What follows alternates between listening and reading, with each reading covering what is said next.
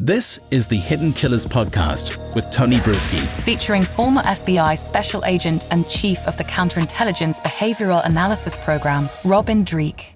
Infighting going on now, and there has been for a little while. The district attorney and Sheriff Eddie Virden, they don't get along well. They seem to have very different outlooks on this investigation that Sheriff Eddie Virden has been spearheading for quite some time now into possible connections to BTK and a murder that would have taken place back in Osage County in the 1970s.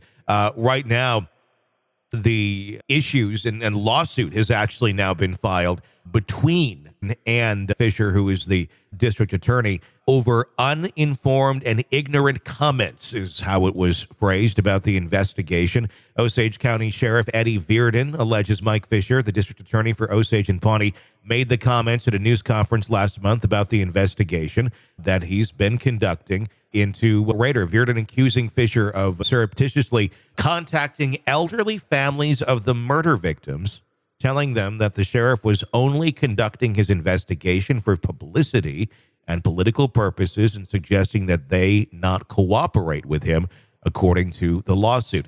This is interesting. It's like this very bizarre small town fight. Don't talk to Wilbur down there. He, just doesn't seem like he's on the right path. The DA and them being at odds like this, what do you make of it? I think you got two egos at battle. Yeah. Yeah, you got two. I mentioned it earlier today so it's my phrase of the day, and that's self-serving bias. You have two self-serving biases going at each other. My big question when I saw this was, first, for the sheriff, who's his loving critic? Mm-hmm. In other words, who is helping him not have a self-serving bias? Who's the sounding board before he takes an action that he bounces things off of? To guarantee that what he's doing is actually in the interest of the case alone, in the interest of the families alone, and not in his interests or by a product of, I like this explanation for bringing in the reality show so we can increase, our pay and increase getting people applying for the job. Okay. But still, it comes back to you. So I keep wondering, who's his loving critic that is standing there saying, hey, you might want to think about this again before you actually take action. And you want to say that against, that maybe the prosecutor also is doing a good job being a loving critic. But at the same time, why did he have to go out and interview families and talk to families? He's just like, everyone, I see two egos battling. And unfortunately, the people that are suffering are the families. At the end of the day, that really is, it's such a weird thing to be watching. If indeed there is solid evidence that can actually be prosecuted here, great, keep going. But if this is something where time has passed and there's just not going to be enough, stop dragging the family through hell on some sort of, wild goose chase wearing large hats. It's very bizarre. Defendant Fisher's actions, they're claiming, have also been cruel to the surviving families by dashing their hopes of bringing their family members' killer to justice. A statement coming out of the Virden camp. Yeah, that does make sense, but it also does make sense of having some reservations. I can really see it from both sides.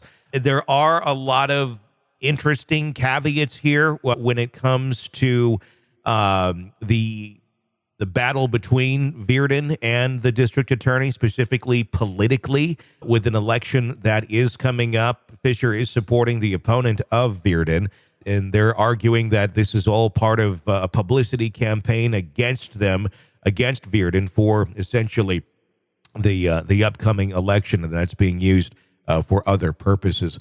Is this whole thing turning into a kind of a mess of these egos and these goals that really are being hijacked under the gauze of we're searching for another BTK victim here?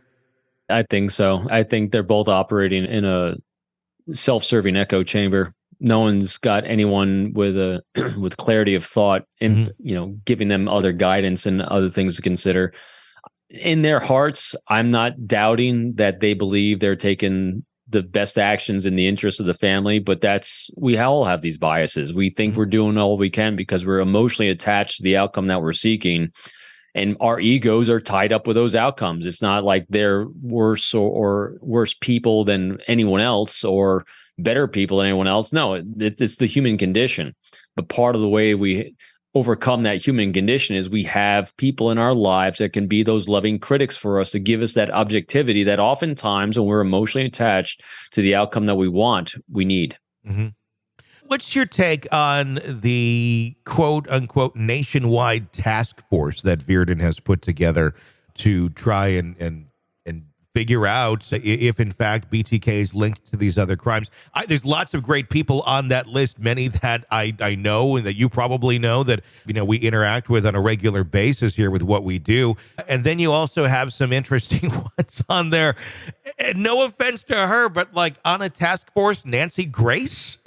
It seems a little, it goes from, okay, this is interesting to publicity. And I know you need that to a certain extent, but on this, I don't know that you do. This is something where if we're going to really focus on this, it can easily be a private matter. We're not necessarily, out there searching for the killer. He's behind bars if it is in fact him. Why would you need the publicity to seriously take a look at this and have all these individuals volunteering their time to help? Oh, it's so overcomplicated, isn't it? Oh, it is. Gosh. I get the rationale behind creating the task force of talking to people, and even Nancy Grace, someone that's going to come in from right field and think of and look at things in a different way because of their reps that no one else has, which could give you an insight and something you never had before. But the way in which you're executing it is self-serving for your own popularity, for your own narcissism. It's great intent.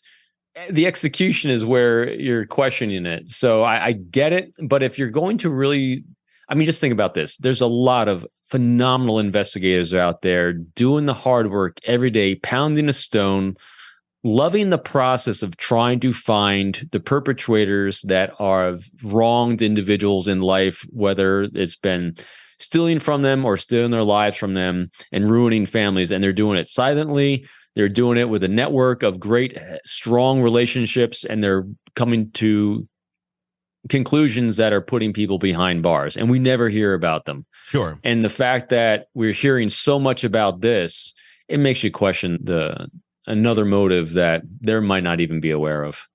Want to listen ad-free? Want advanced access to all of our interviews before anyone else? Become a True Crime Today Premium Plus subscriber on Apple Podcasts. You get every episode commercial-free. So you can binge on true crime until you can binge no more. Search True Crime Today Premium Plus on Apple Podcasts now, or go to our podcast page and sign up now. More of the Hidden Killers podcast next.